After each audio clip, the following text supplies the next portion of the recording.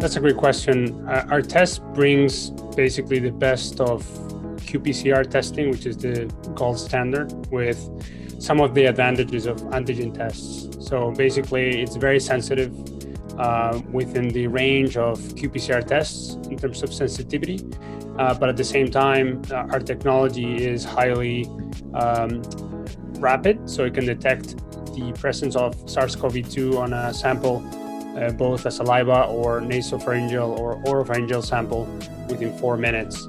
And then the cost is also a huge advantage. So it basically costs right now the current prototype less than $5 per test. In addition, it's highly scalable, so we can generate a lot of the tests per day. We can, with our current capability, just in my lab, we can print basically 50,000 tests per day, and it really scales up as you industrialize the process.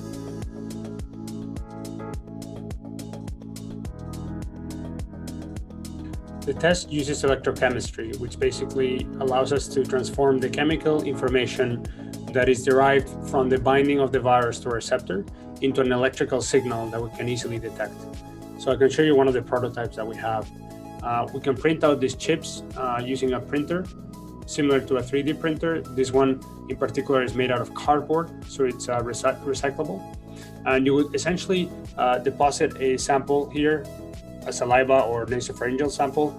You can then connect this directly onto a machine that is called a potentiostat that looks like this, that also has a USB drive that allows you to connect it directly onto your phone. And then on your phone, you have an app that basically allows you to visualize whether the sample is infected with the virus or not. And this all happens within a period of 4 minutes. So we're currently working with the FDA. We've submitted the materials for through the EUA mechanism, and we're working with the FDA for looking for approval. And we're hoping that in the next weeks to months, we have a better sense of whether it's going to get approved or not. Obviously, our goal is to have a positive impact on this pandemic.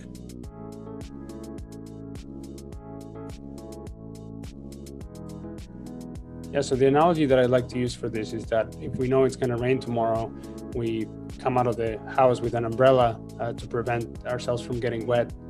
And in the case of coronavirus, the prediction is that it's going to be endemic in our society, just like the flu is endemic from its very inception in the 1918 pandemic. And so moving forward, you may imagine that if you know that the peak for coronavirus infections is between September and December, then perhaps throughout those months, we have to use preventative measures. And one of the key ways of preventing the spread of disease is the use of diagnostic tests.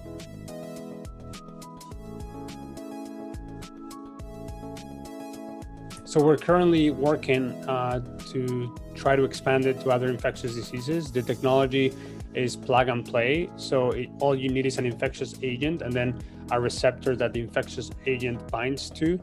And so we're currently pursuing research to see if we can detect sexually transmitted diseases and also influenza virus. So as you know, the flu is still a huge problem.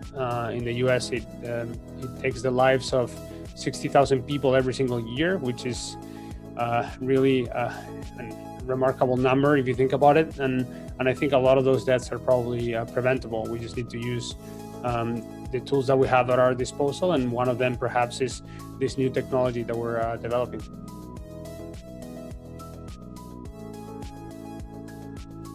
I think from the current pandemic, we've learned that diagnostics are a key tool to prevent infections, to prevent deaths.